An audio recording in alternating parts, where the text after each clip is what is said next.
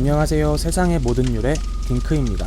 오늘은 이번에 새롭게 기획한 요괴 시리즈의 1편으로 한국 요괴에 대해 알아보려 합니다. 그럼 지금 바로 시작하겠습니다.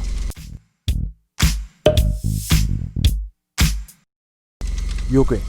요괴는 전설, 민담 등에 등장하는 가공의 생물로서 우리나라를 비롯한 중국, 일본에선 인간에게 해를 끼치거나 신비로운 힘을 가진 것으로 묘사되며 기괴한 모습이나 귀여운 외모를 가진 형상으로 표현되곤 하는데요. 이번 영상에선 구렁이 요괴에 대한 이야기를 들려드리겠습니다. 구렁덩덩 선비. 진짜 이름 너무 웃긴데요. 녹음하면서 웃음이 계속 나서 큰일 났었습니다. 옛날 옛적 한 마을에 자식이 없는 과부가 살았습니다. 이 과부는 아이가 너무나도 갖고 싶어 매일을 간절히 기도했고 결국 아이를 잉태하게 되었는데 시간이 흘러 아이를 낳고 보니 사람이 아닌 구렁이였다고 합니다. 여인은 자기가 낳은 자식이니 계속해서 구렁이를 키웠고 하루는 주변 마을에 살고 있는 세 자매가 집에 놀러 왔는데 세 자매는 여인의 자식이 구렁이의 모습을 하고 있는 것을 보고는 기겁을 하고 달아났다고 합니다. 하지만 세 자매 중 셋째는 구렁이를 보고 두려워하지 않고 관심을 보였는데 두 사람은 서로를 사랑하게 되었고 셋째 딸은 자신의 부모님을 설득해 구렁이와 혼인을 시켜달라 했고 구렁이와 셋째 딸의 혼인은 성사되었다고 합니다. 그런데 혼인의 첫날 밤 구렁이가 허물을 벗고 아주 잘생긴 남자로 변했다고 하는데요. 이후 구렁이 신랑은 낮에는 뱀의 모습으로 밤에는 잘생긴 남자의 모습으로 변해 지내게 되었는데 얼마 후 구렁이는 마지막 허물을 벗으며 완전한 사람으로 거듭나게 되었고 아내에게 허물을 건네주며 내 허물을 절대로 다른 이에게 보이면 안 돼요.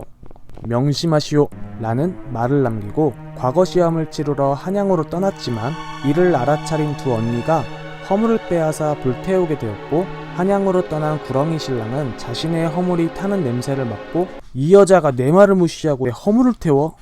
라며 분노하고 아내가 있는 집으로 돌아가지 않았다고 합니다.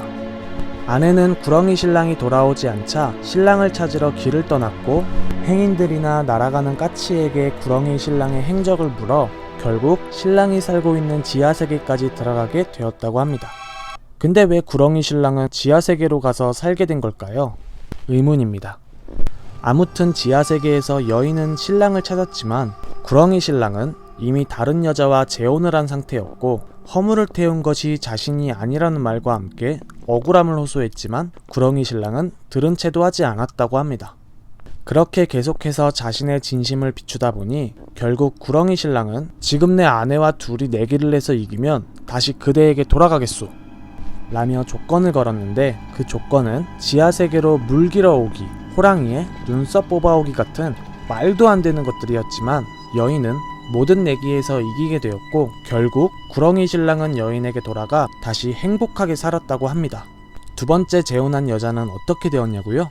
호랑이의 눈썹을 뽑던 중 호랑이에게 물려 죽었다고 합니다.